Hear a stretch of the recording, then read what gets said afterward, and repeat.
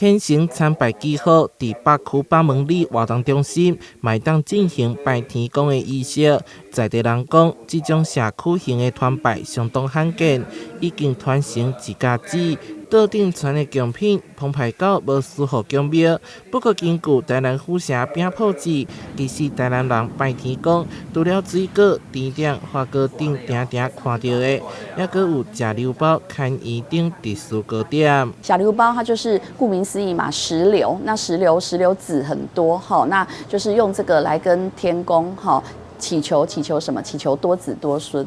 对，那另外的话还有就是那个牵鱼，哈，牵个鱼，人讲牵那个鱼做伙，哈，那其实牵鱼，哈，台南有一句话讲牵家孙跟牵钱，哈，意思是说，怎么带来财富，又带来子孙繁衍，都是很好的寓意。随着时代变迁，一个人拢会把贡品简单化，有心上重要。旧日初到子时，有未少信众到开基药方宫参拜，庙埕的金纸塔先刷，这个金纸的钱不止拜天公，也可以当做公益。